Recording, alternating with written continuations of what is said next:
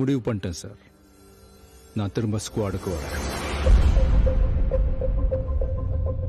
என்ன சார், வயசாயிடுச்சு, ஸ்குவாடை விட்டு போய் பல வருஷம் ஆச்சு, எப்படின்னு யோசிக்கிறீங்களா? எவ்வளோ வயசான என்னையா? A lion is always a lion.